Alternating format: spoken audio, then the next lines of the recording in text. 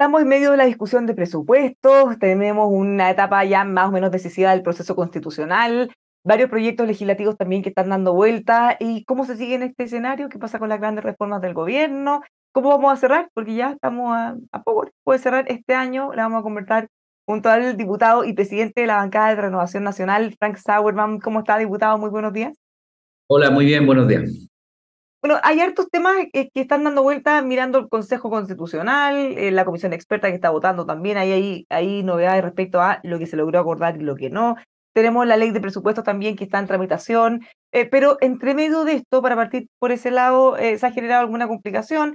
Se había informado que se había citado declarar como imputado, ellos lo desmienten, a personeros del gobierno, el exministro Giorgio Jackson, Miguel Crispi en del segundo piso, y la directora de presupuesto, Javiera Martínez. ¿Cómo ven ustedes eso? Porque desde Renovación Nacional han sido muy críticos, sobre todo con ella.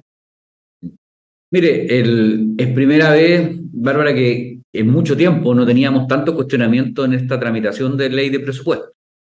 No solamente por el caso de la directora de presupuesto, ¿cierto? Que hoy día está siendo cuestionada por los casos de corrupción, por el tema de fundación, el hecho de que sea citada a declarar como imputada. Y no solamente eso, que una de las personas que declara ante el fiscal diga que ella tenía conocimiento previo de esta situación. Entonces, se van sumando una serie de situaciones que nos hacen pensar que lo más sano para la discusión es que justamente ella no lidere esta conversación en la sala, y que va a ser muy complejo, porque basta que un solo diputado se oponga a su presencia en la sala de los 155 para que ella no pueda estar. Y eso va a complejizar la relación de la discusión. Por lo tanto, le hemos sugerido al gobierno, le hemos mandado una carta al presidente incluso, para decirle que lo mejor es alejar a la directora de presupuesto durante esta discusión, porque a nosotros obviamente nos incomoda conversar con alguien que pudiera estar involucrado eventualmente en hechos de corrupción, y a la gente común y corriente de la calle no entiende cómo alguien involucrado en estos hechos sea quien finalmente determine en quién y cómo y cuántos recursos se gastan en Chile. Por lo tanto,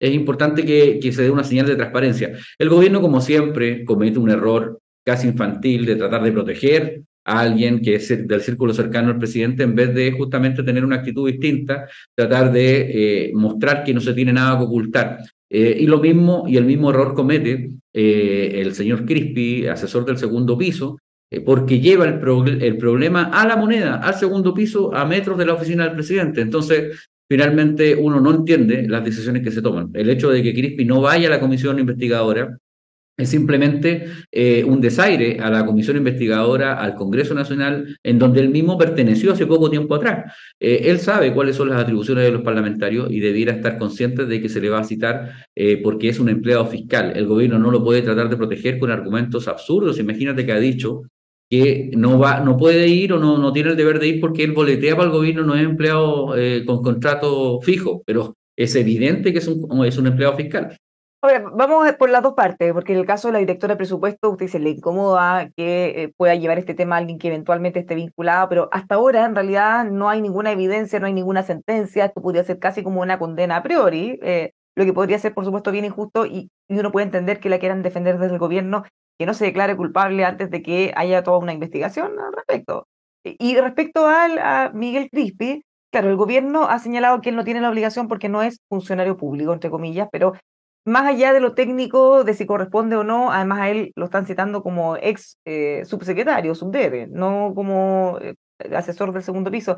Pero ¿qué señal se da? Porque el gobierno y el presidente dijo, aquí es caiga quien caiga, vamos a colaborar hasta el final, vamos a presentar todas las facilidades, y lo que están haciendo ahora es obstruyendo que él pueda ir simplemente a contar un testimonio. ¿Cómo ves esas dos aristas?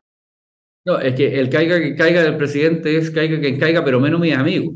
Así se lee. Y obviamente todos sabemos que es del círculo cercano, Crispi, Jackson, ¿cierto? Y Javiera Martínez. Y por lo tanto uno se pregunta hasta dónde realmente hay buenas intenciones de poder demostrar con claridad y que no se tiene intenciones de ocultar información.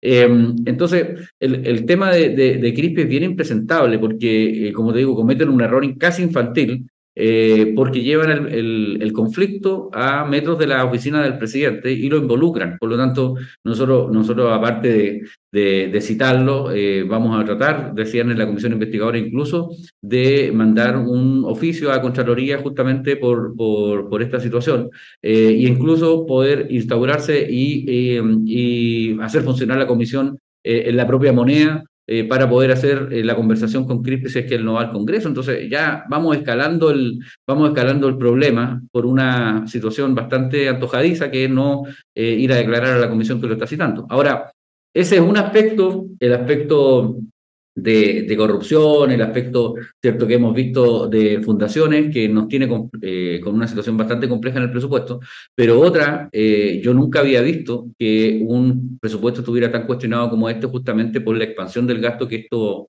ha propuesto y también por los niveles de ingreso que nosotros pensamos el gobierno se ha equivocado en su perspectiva. Tenemos hoy día un nivel de crecimiento negativo del 0,5% para este año, una proyección del 1,6 para el próximo, un dólar al alza y un precio del cobre a la baja. El litio ha perdido un 70% de su precio en los últimos meses, por lo tanto los componentes que el gobierno utilizó para poder hacer este presupuesto, obviamente no están ajustados a la realidad de nuestro punto de vista y por eso el nivel de endeudamiento que el gobierno solicita de 21.000 millones de dólares nos asusta mucho más y de ahí vamos a ser especialmente cautelosos. Paremos un segundo ahí para que sigamos abordando el presupuesto, pero respecto a Miguel Crispi, desde la UDI al menos, diputados han advertido que van a rebajar el presupuesto de presidencia a 1 peso. Esto ya lo recordamos antes con el Transantiago hace muchos años. ¿Qué posibilidad hay de que ocurra algo así? Ellos dicen, dado que él no fue a la comisión, o sea, no hay ni una confianza, no hay ni una forma de ver si se está gastando bien o no, o es una señal de desconfianza que da el gobierno. Pero, ¿qué viabilidad hay de que ocurra algo como eso, o de generar esa presión? Es probable que ocurra porque hay presupuestos que se han dejado en 1 peso. Yo quiero recordar que en el gobierno del presidente Piñera, a Carabinero, la izquierda lo dejó con 1 peso en el presupuesto y se repuso en el Senado. Yo creo que es una señal importante decir que en donde hay señales de corrupción o señales de tratar de ocultar información, es importante que el Congreso Nacional dé una muestra de que no estamos disponibles para entregarle recursos a ese ítem, en este caso el tema de, ¿cierto?, de la presidencia. Ahora, hay otros temas en donde nosotros vamos a votar en contra del presupuesto, lo vamos a tratar de rebajar, que los próximos días lo vamos a dar a conocer, entre ellos lo que se ha dado a conocer respecto del beneficio que se quiere entregar a las víctimas del estallido social, nuevamente. Esto se transformó en un falso exonerado nuevamente porque fíjate que llegamos al absurdo de que hay algunas personas del Ministerio de Justicia que están evaluando esta situación, algunos dicen que son 300, pero la Fiscalía dice que son casi 10.000 víctimas. Entonces, vamos a crear un nuevo falso exonerado con la situación de las personas supuestamente agredidas durante el estallido social por las fuerzas policiales y pagada de nuevo con los recursos de todos los chilenos. Pero en el caso de Miguel Crispi, obviamente esto se presta para muchas especulaciones y desde algunos sectores plantean qué hay detrás de esto, qué se quiere esconder, será que aquí puede haber alguna lista que llegue incluso a presidencia porque eres muy cercano al presidente. ¿Qué puede hacer explicar que el gobierno se arriesgue a generar toda esta especulación, protegiendo y evitando que él vaya simplemente a, a conversar, como corresponde en la comisión investigadora? Sí, lo que pasa que, a ver, a aclararle un poco a la gente, la comisión investigadora lo que hace es establecer responsabilidades políticas, las responsabilidades penales, Sí, ¿cierto? en la Se justicia. en la justicia, en la fiscalía, y ellos tendrán una investigación distinta. Lo que nosotros hacemos es establecer una responsabilidad política respecto a los hechos de corrupción que se han denunciado. Pero el gobierno, a mí, Bárbara, no me extraña que haga esto porque permanentemente se protegen a quienes están involucrados en hechos irregulares hasta que la situación revienta. Reventó con Giorgio Jackson y se transformó en el niño símbolo, ¿cierto?, del conflicto con el gobierno. Y aquí, de nuevo, están creando un nuevo personaje, ¿cierto?, para poder entrampar la discusión y lamentablemente esto ya le llega muy cerca al presidente. Entonces, yo la verdad que es difícil entender cuál es la razón real por la cual Crispi no va a declarar en la comisión, como le digo, para simplemente establecer una responsabilidad administrativa y política. Ahora volviendo al presupuesto, se ha generado también estos cuestionamientos respecto a que el gasto, la propuesta de gasto, de aumento del gasto fiscal es muy alta, un 3,5%. Pensemos que también distintos organismos ya nos han ido rebajando las proyecciones de crecimiento, no solo para este, sino que también para el próximo año. La brecha entre las proyecciones del gobierno y las demás, incluyendo las del Banco Central, ya cada día se está ampliando un poco más. Y está bien lejos del 3,5, o sea, no llega ni al 2 en algunos casos, 1,6 decían otros hace poquito. Y por otro lado, la capacidad de endeudamiento de 21.000 millones de dólares. Situaciones que solo se han visto en años de pandemia o años con una crisis muy fuerte. ¿Qué pasa con eso? ¿Qué les dice el gobierno? ¿qué posibilidad hay de que se llegue a algún acuerdo o que se apruebe tal cual como se presentó? Yo creo que es muy difícil que el nivel de endeudamiento se apruebe como se presentó, fundamentalmente porque creemos que es excesivo, porque creemos que el gobierno tiene que poner el foco básicamente en recuperar el crecimiento para recaudar más. Hoy día, otro dato importante es cuando uno mira las cifras, es la recaudación que hoy día existe por IVA. Hoy día existe una caída muy importante justamente porque el consumo está absolutamente estancado. Entonces, los principales componentes del ingreso del Estado están cuestionados en esta propuesta que el gobierno hace. Entonces, como te decía adelante, el precio del cobre, el precio del litio, el crecimiento económico, la recaudación por impuesto a la renta y IVA. Entonces, hay componentes que hoy día nos dicen que el ingreso va a ser menor. Ahora, a mí me cuesta entender, sinceramente, que el gobierno presente un proyecto de presupuesto tan alejado de lo que el propio Consejo Fiscal Autónomo fue a proponer solamente hace un par de semanas al Congreso Nacional. El Consejo Fiscal Autónomo habló en la comisión, nos expuso, y ellos proponían, ¿cierto?, más bien un crecimiento cercano al 2,5%, un poquito menos quizás, pero hoy día no, nos damos cuenta de que el nivel de crecimiento económico para el próximo año algunos ya lo sitúan por debajo del 2%, el 1,6%, que es la cifra que más se ha repetido. Por lo tanto, toda esa diferencia, Bárbara, se paga con deuda. Y lo grave es que hoy día seguimos muy cercanos al límite del 50% del PIB. Hoy día estamos casi en el 41%. Y por lo tanto, es muy fácil que volvamos a tener una situación de crisis financiera y crisis económica justamente porque el nivel de endeudamiento es demasiado alto. Además, claramente esto puede tener un efecto inflacionario grave y otra vez el Banco Central va a tener que intervenir deteniendo, ¿cierto?, la inversión a través del alza de tasas, que es lo que uno tiene que evitar a toda costa, justamente porque estábamos en un proceso distinto, en donde estábamos proyectando una inflación que llegara a cerca del 4% durante este año, cosa que yo veo cada día más lejana también. Pero ¿qué cree que va a ocurrir en los próximos días? Porque el gobierno ha defendido esto, hemos visto también que cada vez se van sumando más proyecciones, más análisis, caso Codelco, se cuestiona si es que realmente vamos a poder recaudar lo que se espera, ya sea por el royalty minero o más bien por litio, em, Sí. bueno, y el factor reactivador también, ¿qué pasa con la reactivación de la economía? Yo le pido al gobierno un poquito más de humildad porque la verdad que no le han apuntado a ni una proyección. Desde el año pasado hasta este año no le han apuntado a ninguna. Y uno revisa, yo tengo aquí un cuaderno, fíjate, soy bien Mateo, y cada vez que voy a la Comisión de Hacienda anoto los datos. Y en las primeras, y aquí tengo anotado las palabras del propio ministro de Hacienda cuando hacía proyecciones de crecimiento, de inflación y de generación de empleo, y no se ha cumplido absolutamente nada. Entonces, si una serie de especialistas, el Banco Mundial y otros organismos, el Consejo Fiscal Autónomo, nos da una recomendación distinta, yo sería más humilde y la tomaría.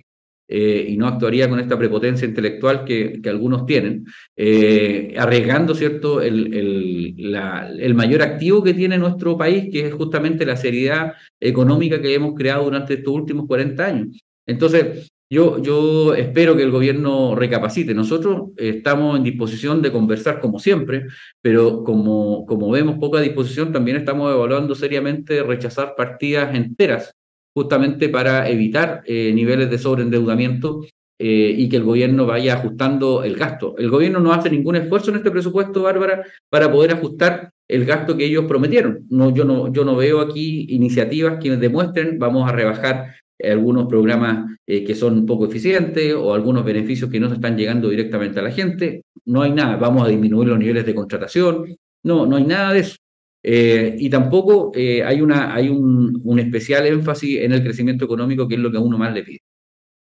En Noticias en Desarrollo tienen todavía un mes, un poquito más, un mes y medio más o menos para avanzar en esto, pero en otros proyectos emblemáticos en materias de seguridad, hace poquitos días hubo un cónclave en el oficialismo para tratar de buscar la mayor unidad programática. ¿Cómo ven ustedes que eso puede ir impactando para poder seguir sacando adelante las reformas del gobierno? Mire, el gobierno sabe que está en una posición de debilidad muy tremenda porque no sube del 30% de apoyos y el 30% duro que tiene el actual gobierno y con eso no gana ni la elección municipal ni la elección presidencial de 2 años más y por lo tanto requieren la unidad. Ahora, los que más pierden, como siempre, son los sectores moderados de centro. La democracia cristiana en este escenario está condenada a desaparecer. Pero ellos se sumaron a una alianza electoral, al menos, no una alianza de gobierno, pero Eso- se comprometieron, al menos el presidente actual, porque allí también hay algún ruido de ir juntos todos para las próximas elecciones. por eso yo digo que la democracia cristiana en este escenario está condenada a desaparecer justamente porque se va mezclando con una izquierda que cada día es más radical en algunos sectores y que hacen perder su identidad fundamental, ¿cierto?, a la democracia cristiana como un partido más cercano al centro. Y por lo tanto, son ellos los únicos que pierden, pero yo creo que básicamente la izquierda lo que está tratando de hacer es aglutinarse para tratar de mantener este nivel de apoyo que tiene el 30% y por eso le sigue hablando a ese 30% y deja de hablarle a la gran mayoría de los chilenos, cosa que pasa con las reformas que han planteado. La reforma previsional es una clara señal a los sectores más radicalizados, porque esta es la refundación del sistema previsional, no es una mejora del sistema previsional. ¿Qué pasa con eso? Porque han habido hartas comisiones, hartas reuniones, participación de expertos, se han sumado también a la mesa desde su partido, entre otros, pero ¿en qué está? ¿Están esperando las indicaciones del gobierno? ¿Por qué se han demorado tanto? Ellos habían dicho que las iban a presentar hace rato ya. Mire, lo mismo quisiera saber yo. Nadie sabe lo que pasa con la reforma previsional, porque el gobierno ha sido muy errático desde que comenzó esta discusión. Fíjate que cuando comenzó la discusión en la Comisión de Trabajo, en la primera exposición que la ministra hizo, yo hice un par de preguntas que nos parecen obvias. Por ejemplo, ¿cuál era la tasa de reemplazo a la que queríamos llegar con este proyecto? O sea, ¿cuál era el porcentaje de pensión que queríamos del último sueldo, que es lo que se llama la tasa de reemplazo? Ni siquiera hubo esa respuesta.